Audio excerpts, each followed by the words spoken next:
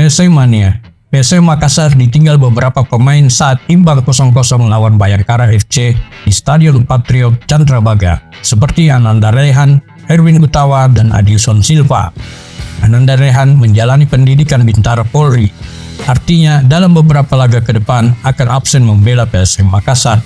Pemain bernomor punggung 8 ini andalan juru taktik PSM Makassar, Bernardo Tapares. Jasa pemain berlabel timnas ini sungguh sangat dibutuhkan dalam tubuh Laskar Pinisi. Ia punya peran penyeimbang lapangan tengah pasukan Ramang. Ananda Rehan sering dipasang di babak kedua menggantikan Kenzo Nambu. Absennya Ananda Rehan membuat Tapares memutar otak agar lini per lini tetap seimbang. Lawan Bayangkara FC, Tapares mencoba pemain muda menggantikan peran tersebut, yakni Adil Nur Bangsawan. Laskar Pinisi tidak kekurangan pemain muda untuk menutupi celah yang ditinggalkan Ananda Rehan.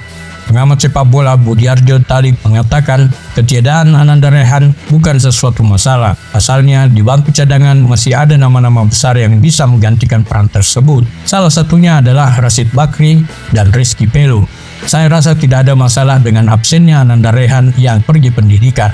Di situ ada gelandang Rashid Bakri, M. Arfan, dan Akbar Tanjung, katanya. Bernardo Tapares pada menit akhir babak kedua memasukkan 3 pemain sekaligus. Di sini, pelatih asal Portugal itu memilih Adil Nur menggantikan Kenzo Nambu. Biasanya posisi itu diisi Ananda Rehan. Kemudian Zaki Ashraf dan Andi Harjito masuk untuk menggantikan Everton dan Yakob Sayuri. Laskar Pinisi memang cukup kewalahan menghadapi permainan Bayangkara FC. Bahkan pasukan Ramang tidak diberi kesempatan untuk membangun serangan. Terbukti dari peluang yang minim serta sedikitnya shot on target yang tercipta. Di saat yang sama, kiper PSM Makassar, Reza Arya Pratama tampil sangat gemilang di bawah mister gawang, melakukan 4 penyelamatan dan menahan tendangan penalti Matias Mayer. Menurut Budiarjo, hasil imbang cukup bagus bagi Cuku Eja. Bermain di kandang lawan, 1 poin patut disyukuri.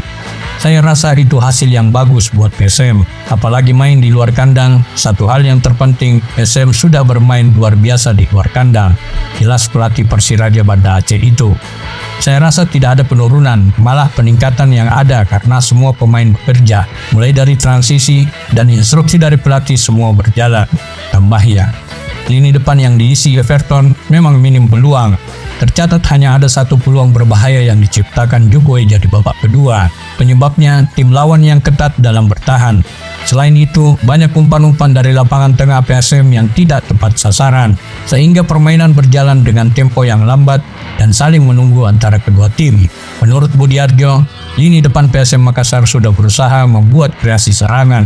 Kalau lini depan saya rasa sudah cukup mumpuni juga. Walaupun jarang shoot on target, tetapi kita melihat pemain depan kita cukup berkreasi, ujar mantan pelatih PSM itu.